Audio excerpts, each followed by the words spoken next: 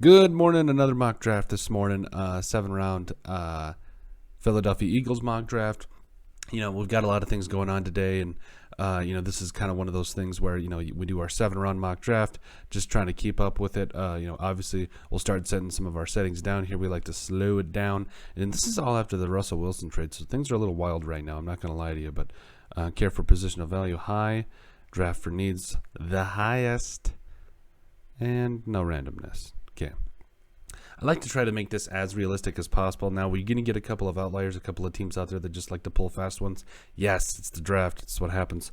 But the thing about the Eagles is, and I think we'll go ahead and get started here. The Eagles have 3 first-round draft picks that 15, 16, and 19. So in a 5-pick period, you can completely change around your defense, and it's nasty. I mean, their offense, I really like the Eagles' offense. I don't think they have a lot of needs, but after the first round, you can literally just draft best player available. That is the dream. That is absolutely the dream. And so we got our 7 rounds. We got our cup of hot Joe, and we're getting rolling here. So there is a lot that the Eagles could do here, and I absolutely love it. So we'll go ahead and start the draft here. Obviously, Aiden Hutchinson, Evan Neal. Who do the Vikings get at 12 since we're stopping by? Trent McDuffie. It's either Trent McDuffie or there's somebody. Okay, sorry. We'll focus up. So you got 15, 16, and 19. I think it's pretty simple what you do here. Now, there's a couple different options if you're the Eagles. You get guys like, obviously, Nakobe Dean is there, who's a stud. You have guys on the board like Trayvon Walker at edge, Devontae Wyatt, not really a need, but, I mean, he'd be nice to have. David Ojabo or Jermaine Johnson. This is going to be tough, but we'll get there when we get there because I believe those guys will be there. Edge, I think with these first 2 picks, I think you go Nakobe Dean because stud linebacker, immediately change the middle of your defense. And then you go Andrew Booth Jr., who's a stud on the outside, and help out a lot there. And then you wait a couple of picks here, and you're back on the board. Now, so just a quick recap. We've got Nakobe Dean showing up the rest of your defense. You got a corner to help out the DB group. But I think Andrew Booth Jr., what I've seen from those Clemson players, though, I feel like from what I remember, pretty much every one of them I've seen can play pretty much everything, like corner, outside, whatever. I like Andrew Booth Jr. I think he's going to be a really good player. So now the question is, you're at edge, and you have got some monster edge players. When we talk about Trayvon Walker, David Ojabo, Jermaine Johnson, we got Ojabo who's still learning the position. So you could completely bank on Ojabo's athletic ability and what he brings to the table in terms of, hey, you just got to coach this guy up. He could be, I think this guy could be one of the, who's a really good comparison? I can't even think of it. Could he be the next Von Miller? I don't know. Doesn't run a 4.4, but there's a lot of good players out there. Man, Ojabo is a stud. I think he had 11 sacks last year for Michigan on the opposite side of Aiden Hutchinson. So you got Ojabo, Jermaine, or you take a more polished product like Jermaine Johnson or Trayvon Walker. This is so tough for me.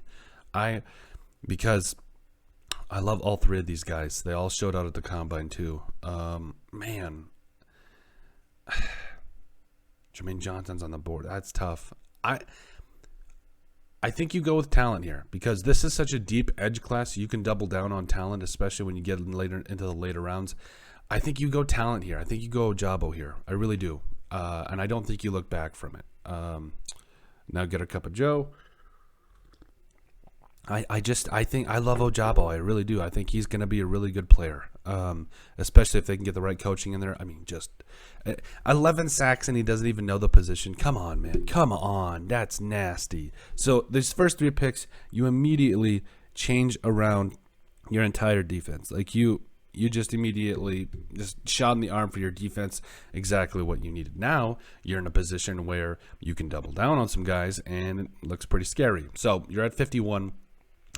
Let's see here. Leo Chanel's there. Brian Asamoah's there. Benito. Oh, man.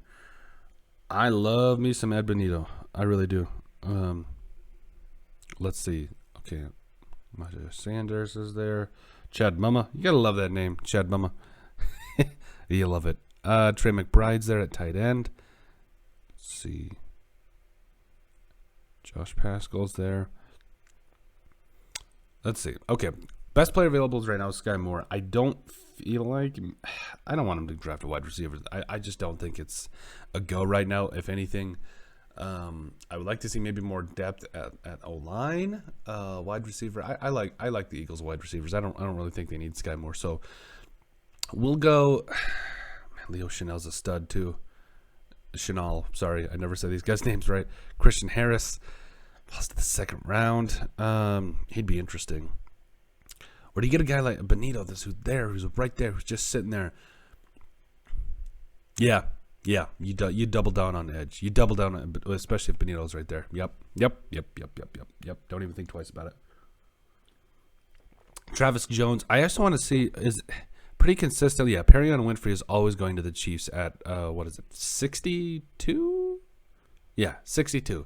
Man, he's a stud. Really excited to see where he goes overall in the draft because a lot of NFL teams are going to be lucky to get him whoever they get him at. Troy Anderson's there at 64. Ooh, man. The thing about Troy Anderson that not a lot of people like take into consideration, this man played everything at Montana State. Punter, quarterback, running back, linebacker, and the man ran a 4.41 at the combine. Like, he already got Nakobe Dean. But, I mean, Troy Anderson's speed and coverage skills, I don't think you can pass that up. You double down on linebacker, you double down on edge, you love it. You absolutely love it. You get out of here with, your starting middle linebacker, a guy that could probably start in the middle or outside, whatever you would like him to go. Oh, man, this is a nasty draft. This is nasty. I'm trying to be like the cool kids, all of them that say, this is nasty, bro, but I'm not cool. I understand that. I'm fully aware of it. Let's see here. Cole Strange went right before the Eagles. Man, I love Cole Strange. All right, so let's see here.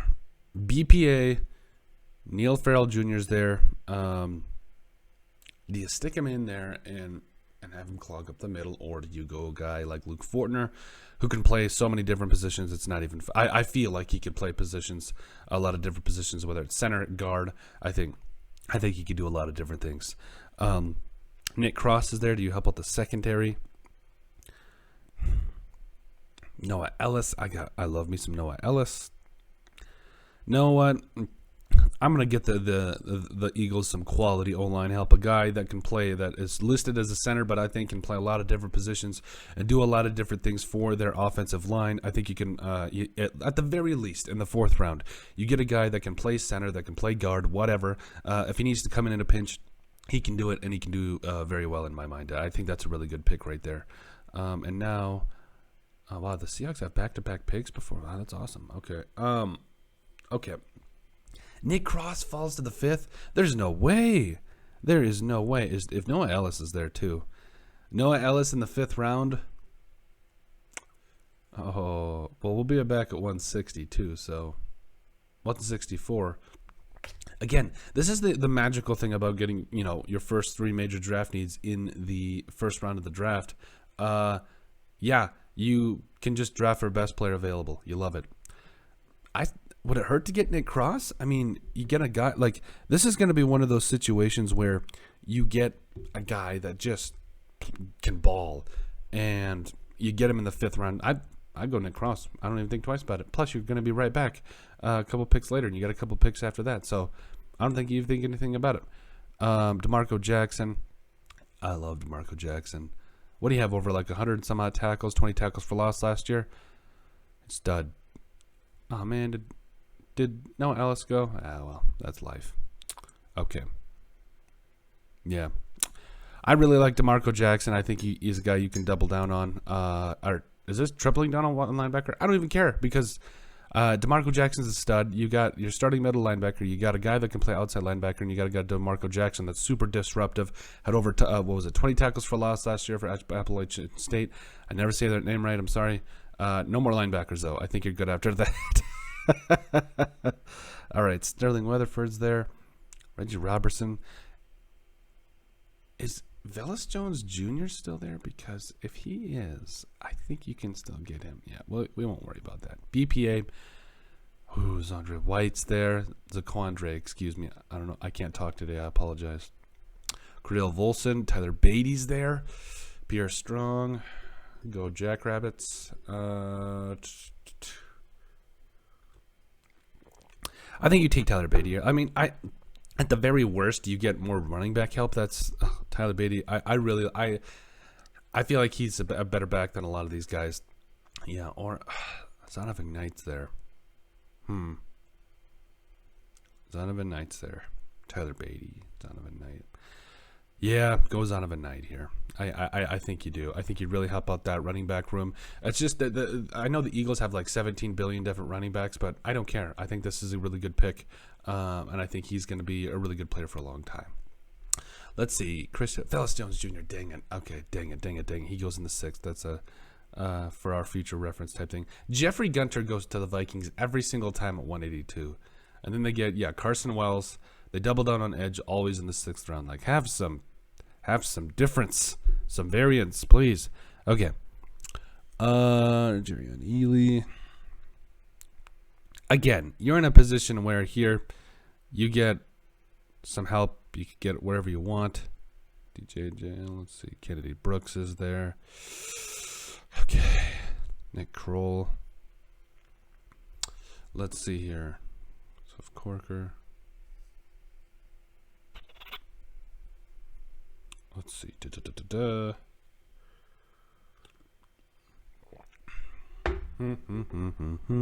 Okay. You're in the 7th round here. You just trade this away for a future 6th. No, I'm kidding. Doug Kramer. Yeah, that's a good pick. I like Doug Kramer. Jack Jones, Arizona State. Yeah, we didn't double down on DB this round. I know it's 7th round, probably going to be a special teamer, but hey, it's better than a kick in the eye, that's for sure. Or what, is it a poke in the eye? Is it a kick or a poke in the eye? By the way, I still love it. I love how it's the Texans needs every position. I'm sorry, but that's a little bit of a slap in the face. That's not good. I just have to be honest there. So yeah, I think this has overall been kind of this has been an incredible draft in my mind. You get top 3 starters, a lot of different things going on here. You love this draft. This is it, man. This is how you turn around a defense in one draft, literally. All right, preparing your results. All right, first 3 picks here. A- says, what?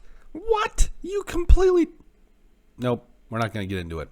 Nakobe Dean, 16 A-. You get, again, so you get Nakobe Dean, Andrew Booth Jr., and David Ojabo here. Now, you had, again, you had a choice between Walker Ojabo and Jermaine Johnson at 19. And I just bank on Ojabo's potential here. I really do, because... You got a guy that doesn't even really know how to play the position. If he can figure that out, could he be the next Julius Peppers? Maybe that's not a good comparison. But, I mean, you got a guy that could be the next good edge rusher in this NFL or in this league, excuse me. That doesn't make any sense. And he could be a really good player. 11 sacks for Michigan last year on the opposite end of Aiden Hutchinson. And, man. 15, 16, 19, boom. Completely changed around your defense. Andrew Booth Jr., stud in the secondary. Nakobe Dean, right in the middle of it all. You love it. Then you go into the 2nd round. Nick Benito. This is a really good spot to get Nick Benito. I've seen him go in the really early 2nd round. I've seen him go in the 1st round. The talent is just too good to pass up here, and you really love it. And then you go in the 3rd round. And by the way, you also double down on edge. And, I mean, it never hurts to address a position more than once. And then you get Troy Anderson here in the 3rd round. This guy, nobody knows that. Like, nobody seems to keep this in mind, but he plays everything. Outside linebacker, inside linebacker. Hey, if you need him to punt, he can punt too. Like, this man is a stud. 4.41 in the combine. Just blazer, just can play anything. 4th round, Luke Fortner. I took this one more because I think he's going to go a lot earlier than people think, and plus I think he can play a lot of different positions other than just center. So yeah, there's a lot of different things going on with Luke Fortner. I think he provides you a lot, at least with a good depth piece for your offensive line. Nick Cross, safety. Again, if you get Nick Cross in the 5th round, it was one thing to get 3 first-round draft picks and be jumping in a circle. If you get Nick Cross in the 5th round, things are you need to teach a seminar at somewhere, I'm pretty sure. with some really good hotel food. Am I right? Fifth round, Demarco Jackson, super disruptive guy that I think at the very least provides you with a depth piece, but that could develop into a whole lot more for the Eagles. Still in the fifth round, the third of all 3 fifth-round picks here, Zonovan Knight. I mean, the really good value here, a good back in the fifth round. And like I've said from the very beginning, we've been saying all offseason, teams are finding out that you don't need to draft a running back in the first round anymore. You can get a really good good player and running back in the fifth round. And then you get Jack Jones here, sixth round corner to kind of double down on that secondary. And we got you a safety, we got you a corner, 2 corners. And yeah, you absolutely love it. You address all your major needs here. You do a lot of different things. And hey, this is going to be a really fun draft. And this is going to be a transformational draft for the Eagles. There's just no way around it. That's just how it is. But let us know what you guys think about our 7-round mock draft for the Philadelphia Eagles. Make sure you guys like and subscribe down below. Leave a like and a comment. It helps people find the show. Leave that like. That's what does it. We really appreciate it. And we love every single one of you. Thank you guys so much for all the support you've given us. In the description down below, you find all of our social media platforms. So give us a like and a follow there. Also, remember to give us a listen and sub on iTunes. And finally, if you have anything else you'd like us to cover, send us an email at thesportsbp@yahoo.com or put in the comment section down below, and we would love to cover it. Let us know what you guys think of our 7-round mock draft for the Philadelphia Eagles.